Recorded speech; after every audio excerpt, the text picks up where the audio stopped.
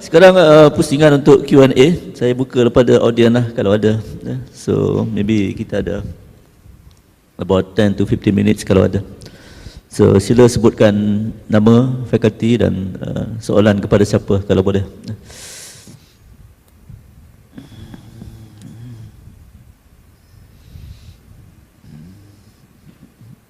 Ya, Datuk Razak nak tanya pasal paguh ni.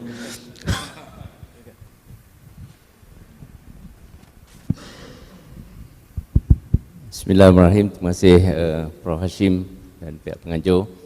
Mohon maaf saya terlewat sikit hari ini. Saya tertarik dengan bicara tokoh merentasi 3 generasi. Jadi walaupun pagi tadi ada banyak yang saya kena buat, saya datang jugalah untuk melihat kehebatan 3 tokoh lah. Jadi saya ucap tahniah pada 3 tokoh yang berjaya membangunkan universiti dengan bangunan fizikalnya yang cukup hebat. Dan di Paguh pun saya boleh bangga dengan pembangunan fizikalnya bernilai 1.2 bilion. Jadi kesimpulan yang saya boleh buat untuk kongsi dalam arus baru Pakatan Harapan. Arus baru Pakatan. Ini nak provoke sikit. Jadi saya nak provoke sikit. Jadi sebagai generasi, saya ni tak tahu generasi ketiga ke keempat, saya anggap keempat lah yang diberi tanggungjawab untuk mewarisi Tok Guru Datuk Mak Noh Dalimin lah. Jadi kegusaran yang saya hadapi sekarang ialah dengan arus baru Pakatan Harapan ialah bukan nilai fizikal, pembangunan insan, love and harmony, kan? Jadi saya cuba merenung keadaan ini. Hari ini kita majlis profesor dihapuskan, dibubarkan, dan profesor diketawakan, joke everywhere, Profesor Kangkung, kan? Jadi saya cuba bayangkan bila saya tengok tadi masjid kita 30 juta, wow, 30 juta. Saya di KL dulu pungut duit daripada orang ramai, bina masjid 5 juta, dapat bina juta. Jadi saya rasa hari ni saya nak duduk balik kat masjid ni 30 juta, tokoh mana yang kita lahirkan dalam universiti untuk menerajui masjid 30 juta. Ini yang kita menghadapi dilema, Datuk. Saya merentasi generasi keempat lah. Saya akan berdepan dengan masalah baru. Dan hari ini tahniah pada library kerana membuka ruang untuk perdebatan. Kita akan berdebat dengan tokoh-tokoh lagi hebat. Jadi saya fikir, saya dulu kawan baik dengan Profesor Chandra Muzaffar, tokoh sains politik. Malaysia mengenal dia tokoh sains politik. Akhirnya dia masuk politik, hari ini dia hilang. Dia tidak boleh membangunkan politik di Malaysia. Dia tokoh sains politik, kan? Jadi saya pakai usahawan, saya takut saya masuk dalam dunia niaga, saya pun hilang. Jadi ini adalah cabaran baru yang saya rasa, kalau boleh saya simpulkan, alhamdulillah 3 tokoh di depan sudah berjaya membangunkan universiti yang hebat. Dan bentuk fizikal, kita mewarisi ialah melahirkan tokoh yang hebat akan datang.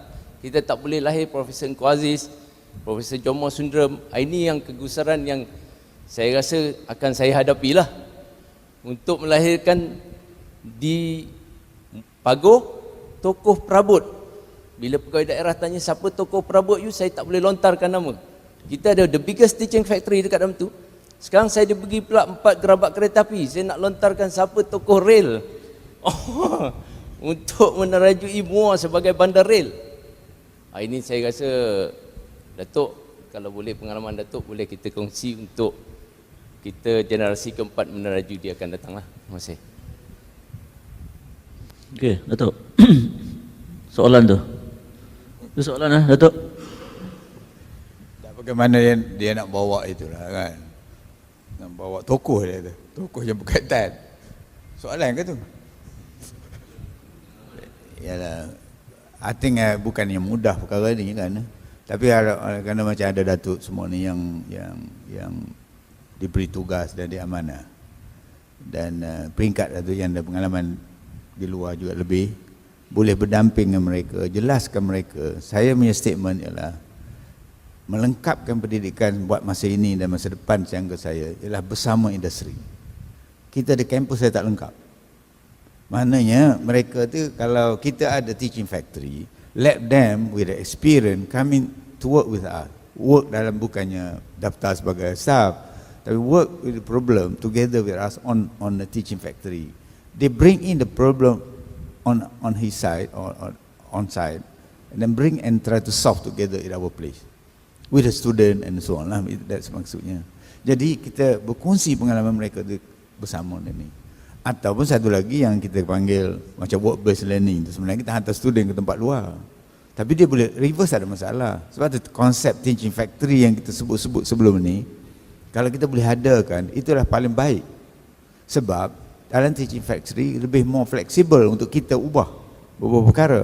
Kalau kita pergi work based learning, kita follow structure yang kita setuju apa yang nak beri, apa yang kita nak tengok. Itu je. Itu bezanya.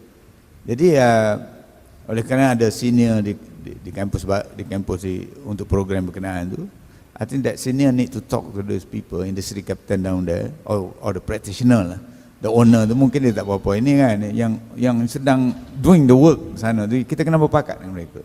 Pengalaman saya beberapa observation mengapa lahirnya idea macam M2 konsep College University ni. Masa saya dekat Nice, French. Nice ni dia ada macam Silicon Valley equivalent, lembah dia panggil metropolitan ke apa, lembah gitu. Di situ semua adalah industri yang hebat-hebat. Di France ni sebelah timur dia yang ada industri hebat. So one of them place tu ialah di Nice. Di situ saya duduk dengan Universiti Nice dan Politeknik Nice, tengok bagaimana mereka ni membangunkan yang dalam ekosistem dan politeknik lah, namanya politeknik istilahnya, tapi dia tinggi tu.